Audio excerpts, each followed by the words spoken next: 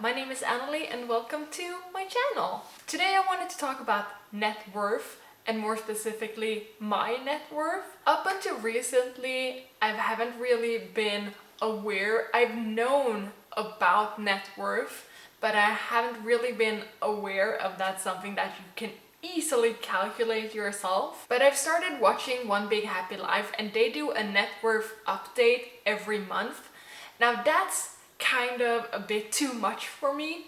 It doesn't really change that much from month to month, but I thought what I was gonna start to do moving forward is calculating my net worth once every half year. So on January 1st and July 31st. And if you're wondering why I'm looking that way, it's because my numbers are over here so I can see them. And ultimately what I want is for my net worth to grow and become bigger, larger, better.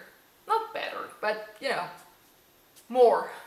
So how you calculate your net worth, it's basically you take all the debt you have and then subtract that from all the assets you have. And the number you are left with is your net worth. That means technically your net worth could be in the minus, but even if it is, it's like, I think it's a good thing to know where you are, because the minute you know where you stand, you also have a better understanding of what you have to do to improve your numbers. I have an itch. This is just gonna keep getting redder and redder through the entire video.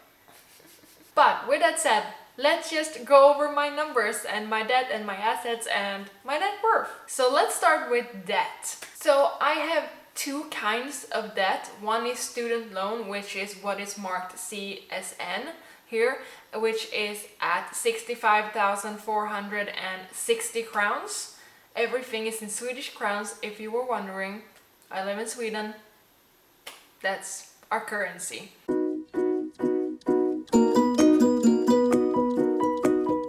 And then my mortgage is split into two. So the first mortgage, which is on 800,000, is on me. It's my personal mortgage. And then the second mortgage, which is at 295,000, is actually, it's my mortgage, but it's placed on my parents' house because I wasn't allowed to take out more than 800,000 as a loan from the bank. So that was the solution we came up with. I am very, very grateful to my parents for doing this for me, but my absolute main priority right now is to pay that loan off in full as soon as I possibly can. Which means my total debt is 1,160,460 crowns. Which feels like a lot.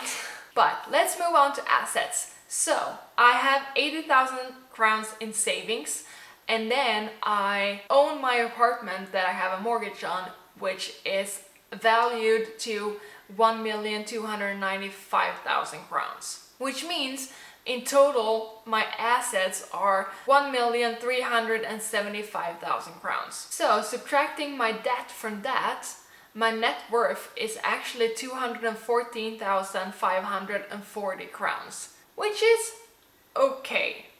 It's not a lot, but it's a starting point, at least. But just as a comparison, what I want to do is actually show you what my net worth looked like in January of 2020, so half a year ago. I didn't have a mortgage and I didn't have the apartment I'm sitting in either. So on my debt, I only had my student loan, which was at the time 69,460 crowns. So that was the total sum of my debt. And then all the assets I had was in my saving, which was 170,000 crowns. So my net worth was just over 100,000 half a year ago. So my net worth has grown substantially just in half a year. I am well aware that my net worth is not gonna grow that much every half year. It's not gonna happen that way. But this was actually a really nice exercise to do to see where I stand and what I have to do and where I have to work on either earning more, saving more, maybe invest a little bit, and also pay down some of that debt to just increase my net worth. As I said, I'm very new to calculating net worth and stuff like that, but I really enjoy it and I want to learn more about it. So if you know anything else about this, is there more to know about net worth and calculations and stuff like that?